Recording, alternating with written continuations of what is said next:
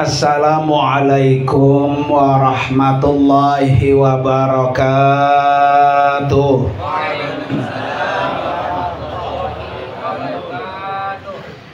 Bismillahirrahmanirrahim. Alhamdulillahilladzi khalaqal mauta wal hayata liyabluwakum ayyukum ahsanu amala. Asyhadu an la ilaha illallah wahdahu la syarikalah wa asyhadu anna sayyidana wa nabiyyana Muhammadan abduhu wa rasuluhu la nabiyya wa la rasula ba'dah. Allahumma fasalli wa sallim wa barik ala sayyidina Muhammadin wa ala alihi wa ashabihi ajma'in, amma ba'du. Hadratil mukarramin, para alim ulama, para asatidah, wabil khusus yang sama-sama kita hormati dan kita doakan keluarga besar almarhum Bapak Haji Muhammad Thohir, anak-anaknya dan menantunya, terkhusus orang tua kita yaitu Al-Mukarram Guru Haji Matali selaku mertua orang tua almarhum Pak. Kita doakan semuanya, terutama almarhum, Allah ampuni dosa-dosanya, Allah angkat derajatnya, Allah terima amal ibadahnya, dan Allah jadikan kuburnya raudhah min riyadil jannah. Amin ya rabbal alamin.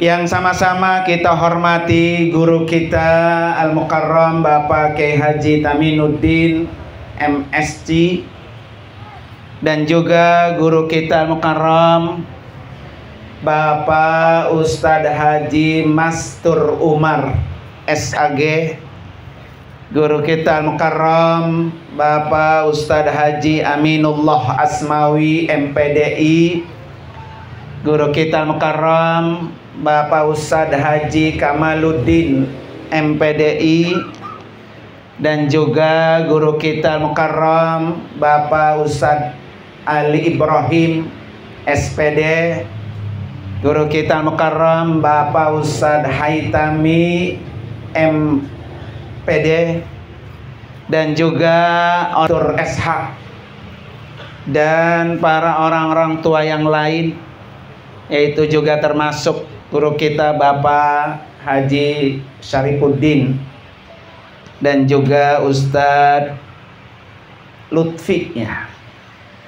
Dan para hadirin sekalian, jamaah majelis tahlil yang insya Allah semuanya kita dimuliakan oleh Allah Subhanahu wa ta'ala.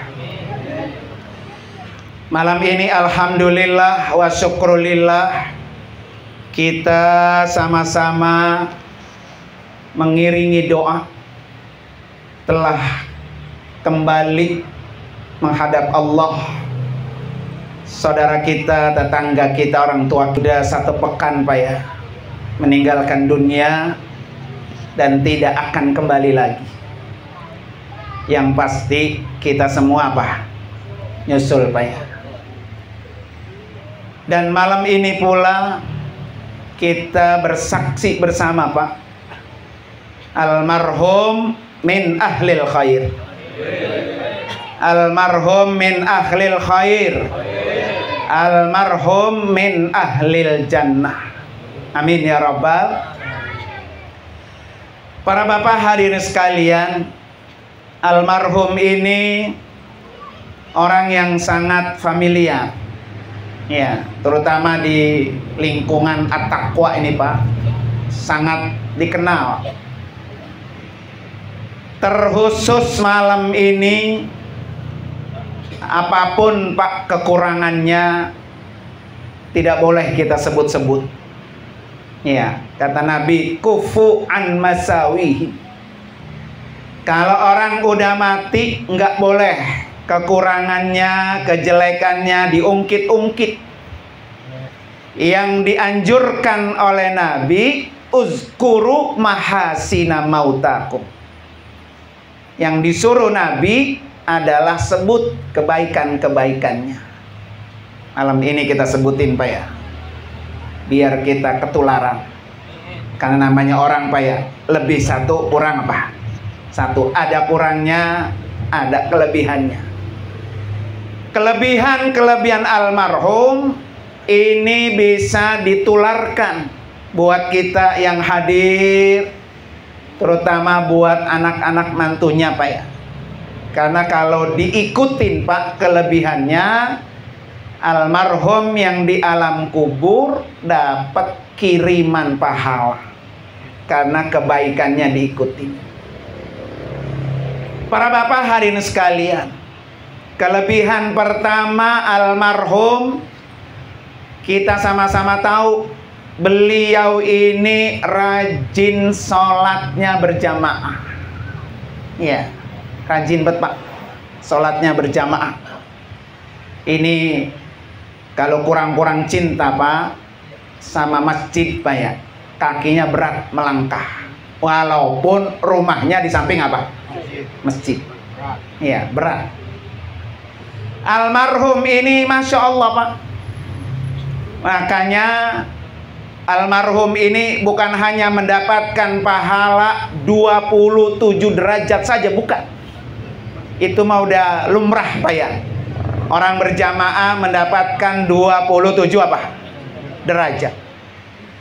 Tapi ada satu riwayat Pak, bahwa kelebihan orang yang sholat berjamaah, satu, setiap langkah-langkah itu mengangkat derajat. Ya, maka sekarang nih almarhum di alam kubur udah diangkat oleh Allah. Karena langkah-langkah almarhum Pak menuju masjid itu akan mengangkat derajat. Berapa langkah dari sini ke masjid Pak ya? Sebanyak itu diangkat oleh Allah Subhanahu wa ta'ala. Jadi kalau kita pengen matinya diangkat derajat kita, amalannya adalah apa tuh? Kayak almarhum, jalan ke masjid. Yang kedua, almarhum ini langkahnya dapat ampunan Allah. Satu langkah menghapus dosa, satu langkah menghapus dosa. Jadi dengan datangnya aja Pak ke masjid, baru datang doang, itu udah menghapus apa tuh? Dosa. Ya, makanya pulang kampung almarhum John tenang, karena dosanya tiap hari apa itu?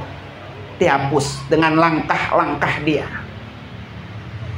Nyampe Pak ke masjid, kalau belum azan, pertama dapat pahala sholat sunat tahiyat masjid.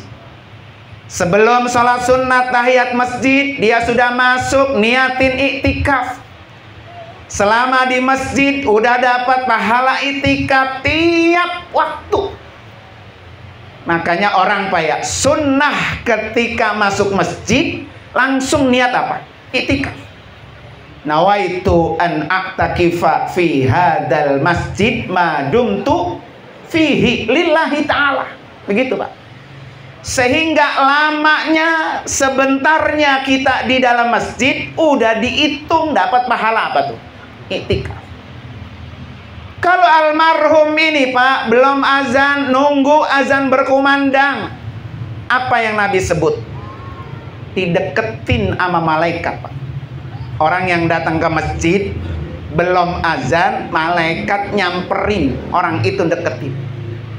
Ngapain? Satu, memintakan ampun. Malaikat itu mintain ampun buat orang yang nunggu waktu azan sebelum datang. Itu almarhum tuh Pak. Jadi jalannya udah menghapus dosa, di dalam masjid dipintain apa?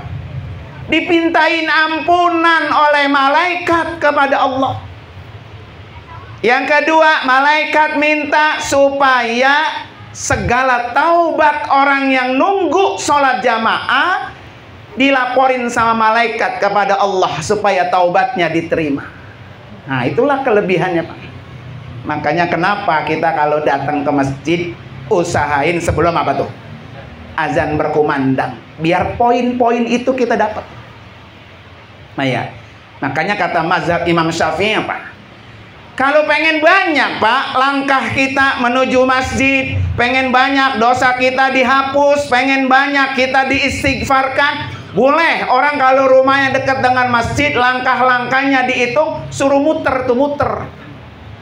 Ya, makanya dari sini ke Takwa muter sampai ke desa kelurahan Bahagia baru ke masjid gitu Pak. Ah, iya emang begitu kata Imam Syafi'i itu Pak. Jadi bapak-bapak yang rumahnya dekat sama masjidnya, katakan sholat Jumat Pak ya, muter aja naik sepeda, karena naik motor bang jalan orang dulu Pak ya.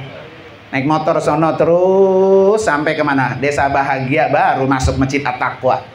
Karena langkah itu diapain tuh Pak? Dihitung. Makanya kenapa Pak? Orang itu kalau pergi haji, pergi umroh, itu dosanya habis, dihapus Pak. Belum ngerjain haji, belum ngerjain umroh, jalannya aja Pak ke Mekah berapa ribu langkah, itu udah menghapus dosa. Menghapus dosa. Ya, makanya orang kalau pergi haji, pergi umroh itu dosanya habis. Baru jalannya doang udah dihitung apa tuh? Menghapus dosa-dosa kita. Dan kita semua punya apa tuh? Punya dosa. Pak ya. Nah, para bapak hadirin sekalian, ini percis Pak. Ada ucapan seorang ulama dari kitab Tanbihul Ghafilin, yaitu Imam Abu Lais As-Samarqandi. Beliau bilang apa Pak? Man arada ayyanjua, siapa orang yang pengen selamat min adzabil qabri, siapa orang yang ingin selamat dari azab kubur, fa'alaihi ayyulazima arba'ata asya. Ini kata beliau nih, maka lazimkan, biasakan 4 hal. Wa yajtaniba an arba'ata asya juga. Maka jauhi 4 hal. Biasakan 4 hal, jauhi 4 hal. Jadi berapa tuh? 8 Pak ya. Ini kata beliau nih, kalau pengen selamat dari azab kubur. Kita kan semua pasti masuk apa? Kubur Pak ya. Tinggal kuburan kita selamat apa kagak? Begitu Pak ya. Apa itu yang pertama Pak? Kata beliau apa? Muhafazatus sholawat. Pelihara sholatnya. Orang yang selamat dari siksa kubur Pak, orang yang sholatnya rapih, sholatnya bagus, nggak pernah berantakan, sholatnya nggak pernah ditinggal. Apalagi apa? Kagak sholat. Wah itu mah langsung dicatok Pak ya, dicatok pisan itu mah ya Pak ya. Jadi kalau orang yang pengen selamat siksa kuburnya, maka jaga itu sholat. Makanya kata Nabi apa? Man hafazu alaiha. Kalau ada orang yang menjaga sholat, kanat lahu nur, maka baginya cahaya. Jadi sholat kita itu Pak, dia akan menerangi apa tuh? Kuburan kita. Sholat ya, menerangi kuburan. Terus gimana kalau orang jarang-jarang sholat? Kadang-kadang sholat, kadang-kadang kagak Pak ya. Apalagi sering apa? Meninggalkan sholat. Masya Allah Pak.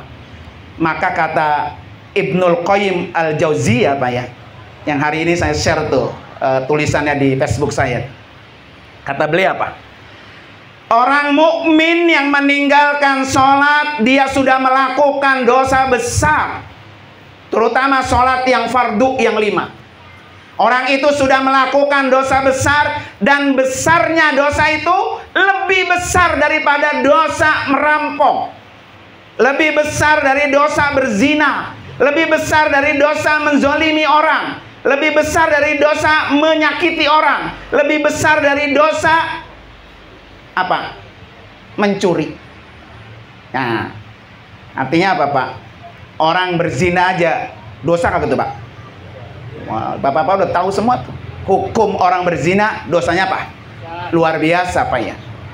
Tapi meninggalkan sholat yang 5 waktu dosanya lebih besar dari itu. Nah, ini kalau yang ya, ini baru ninggalin doang, Pak. Apalagi kalau sampai apa? Bisa berjamaah kayak almarhum, Pak ya. Makanya buat kita yang masih hidup nih ya, jangan sampai ada sholat kita yang kita tinggal sengaja. Maka dalam hadis ini, kalau orang yang repot baik sama urusan dagang, sholatnya terbengkalai, nanti dia di neraka digabung sama siapa? Sama korun, Pak. Korun. Ya. Kalau ada orang yang repot baik sama urusan jabatannya, ya, jadi jabatan ini sholatnya di nomor sekian, nanti dia akan dikumpulkan di neraka sama Fir'aun. Wah, Masya Allah, Pak, luar biasa tuh ya. Makanya kata Rasulullah apa, Pak? Apa saya tanya nih, dalam tubuh kita nih, Pak, dalam tubuh kita, organ tubuh kita nih dari atas sampai ujung kaki, yang paling termahal, terpenting yang mana, Pak? Mana tuh, Pak? Pala. Ya, ini pala paling termahal nih. Di dalam beribadah, terutama ibadah-ibadah apa ya? Itu sholat posisinya pala. Ini sholat posisinya pala. Ya, berarti kan orang kalau tidak sholat, bahkan meninggalkan sholat, berarti dia nggak punya apa tuh? Nggak punya kepala tuh. Mampus, mati dah. Apa ya? Makanya kata Rasulullah, as-sholatu umududdin. Sholat itu tiangnya agama. Jadi kalau kita ngaku muslim, Pak, terus kagak sholat, maka agamanya apa tuh? Sending gitu, Pak. Iya, bukan sending doang, palanya udah nggak, Pak? Udah nggak ada. Ini pala, Pak. Ingat tuh, Pak. Kalau kita ninggalin sholat berarti gua nggak punya pala nih. Posisi terpenting, Pak, dalam tubuh kita. Kalau orang tangannya dipotong masih hidup. Kalau orang kakinya dipotong masih hidup. Kalau orang kemaluannya dipotong masih hidup. Tapi kalau palanya yang dipotong, selesai dah. Ya, tuh orang kalau ninggalin sholat tuh begitu tuh. Kagak ada apa tuh? Kepalanya. Makanya nanti, Pak, nanti nih pas kita di kuburan, kan kesejajar tuh badan kita, Pak ya. Malaikat datang dah tuh. Kalau dia punya amal baik, malaikatnya enak, ramah, senyum, ganteng, wangi, Pak ya. Tapi kalau kita sering ninggalin apa? Sholat, malaikatnya apa? Sebaliknya, Pak. Serem ya, galak, bau busuk gitu, Pak. Nanti kalau malaikat itu, Pak, ingin menyiksa kepala kita, ya, maka kepala kita udah dijagain sama sholat. Kata sholat, jangan malaikat, ini orang selalu sholat nih, nggak jadi tuh, kepala kita disiksa. Pindah malaikat mau nyiksa yang sebelah kanan, karena sebelah kanan orangnya sering puasa, ya, sering puasa, baik Ramadan, baik Senin Kemis sering puasa. Maka ibadah puasa itu dia akan membentengi bagian sebelah kanan kita. Kalau malaikat itu mau nyiksa sebelah kanan, kata puasa, jangan malaikat, ini orangnya rajin puasa, ya, rajin puasa.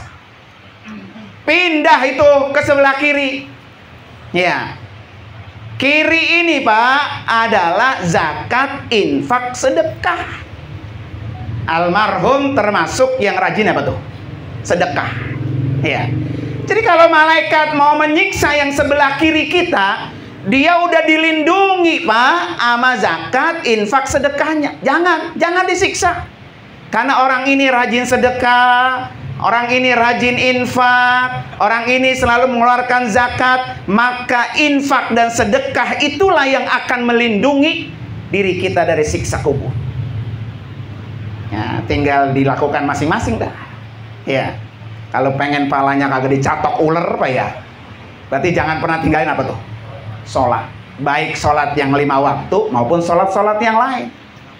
Ya, aman dah Pak pala kita tuh ya. Terus pala udah dicegah, kanan udah dicegah, kiri udah dicegah. Yang belum apa Pak? Kaki. Datang tuh malaikat dari sebelah kaki. Kata kaki, jangan. Ini kakinya banyak amal-amal khairat, banyak amal-amal kebaikan. Sering ikut tahlil, sering ikut haul, sering membantu orang, sering menolong orang, ramah sama orang. Semuanya nggak ada yang masalah sama dia. Tetangga sebelah kanannya akur, kirinya akur, semuanya enak nih di kaki adanya. Ya, sudah dilindungi itu dengan amal-amal soleh. Makanya tepat Pak, kenapa orang kalau haul, kalau nuju hari dibacain Yasin. Pak ya, apa kata Yasin? Al-yauma nakhtimu ala afwahihim wa tukallimuna aydihim wa tashhadu arjuluhum bima kanu yaksibun. Ya, kata Allah, satu hari nanti mulut kamu kami tutup. Mulut kita Pak udah nggak bisa ngomong. Diem aja dah. Ya, yang ngomong mana? Wa yukallimuna aydihim, tangan-tangan kamu yang berbicara. Ini tangan Pak, dia ngomong dewek. Seperti tadi tuh. Kalau orangnya sering berpuasa, ya, sering berbagi. Kemudian apa? Wa tashhadu arjuluhum bima kanu yaksibun. Ini kaki yang akan menjadi saksi. Kenapa kaki menjadi saksi? Karena kemana kita pergi, yang nganter siapa? Kaki. Bapak datang tahlil, kaki. Iya bener, emang gue yang nganterin tahlil. Bapak datang haul, kata Kiai, bener, emang gue yang nganterin. Bapak ngancongin janda, ya, kata dia, bener, emang gue yang nganterin, kata kaki. Gue jadi saksi. Emang janda, udah digodain itu janda mama ya. Terus bapak umpamanya nyolong ini punya orang, nyai diambil baik, main caplok baik, kata kaki, emang gue yang nganterin. Jadi nggak ada satupun apa yang kita lakukan itu tidak terlewatkan oleh malaikat, nggak ada, semuanya rapi. Catatan malaikat itu rapi Pak, rapi. Karena malaikat tiap hari, tiap saat dia selalu ada di samping kanan dan kiri kita. Yang dikenal dengan malaikat apa? Raqib dan Atid. Yang baik-baik nggak lewat, yang buruk sekecil pun nggak lewat.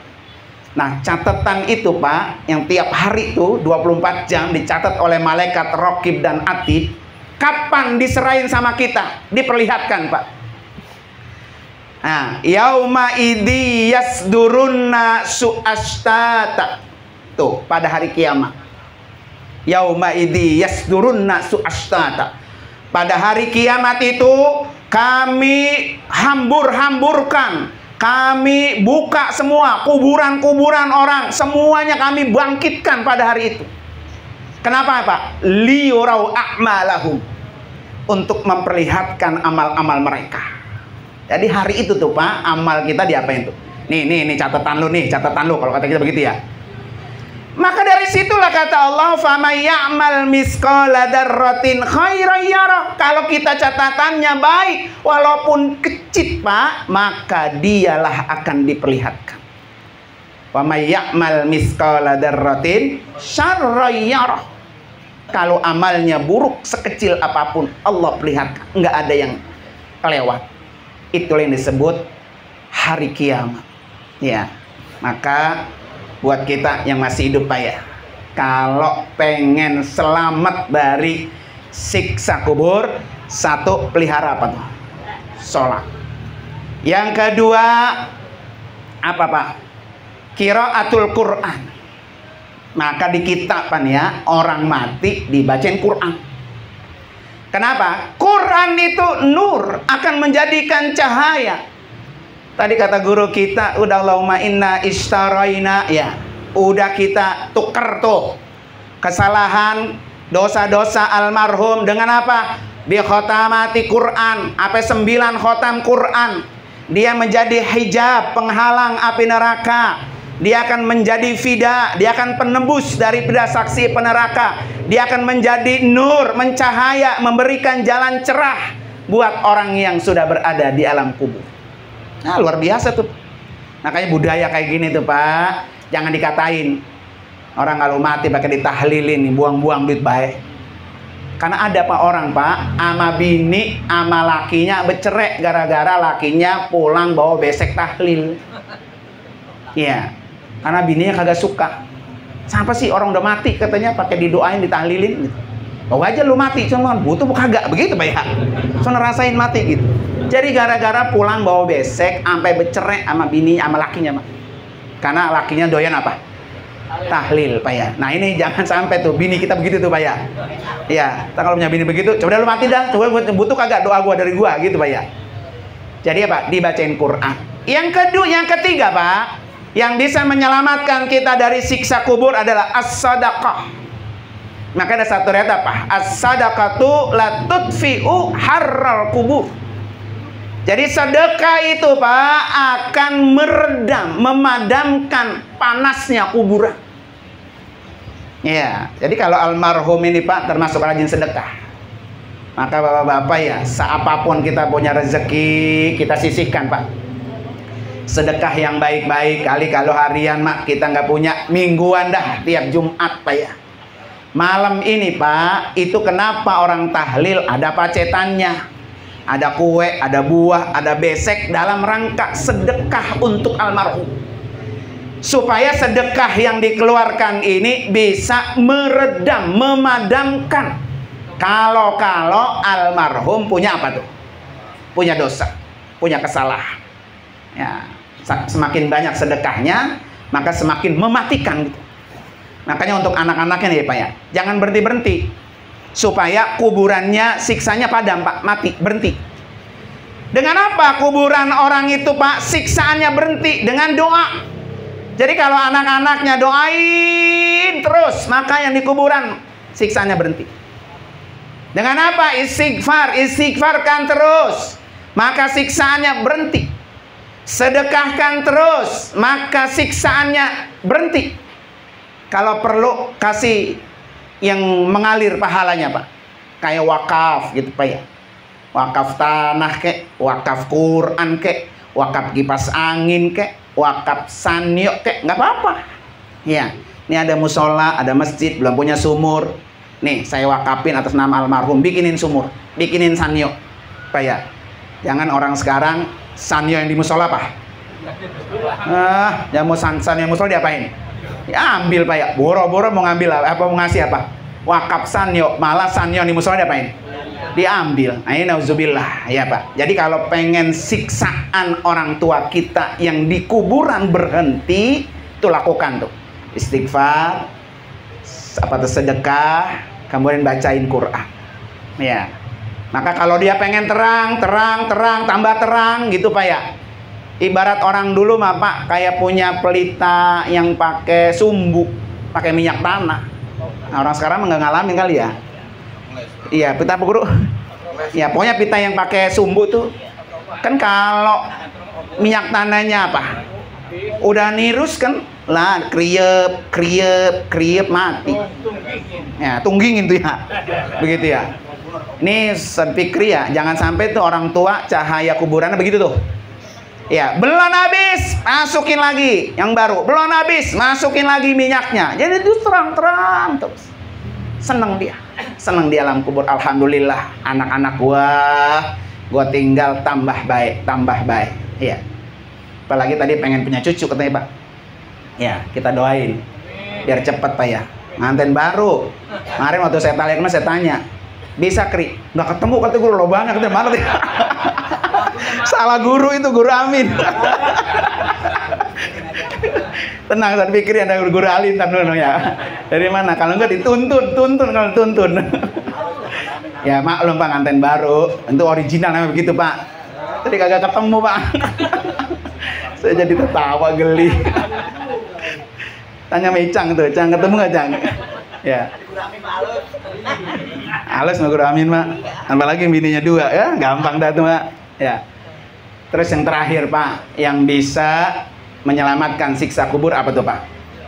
Tasbih. Subhanallah walhamdulillah wala ilaha illallah wallahu akbar. Nah, dari 4 itu tuh mana yang kita bisa?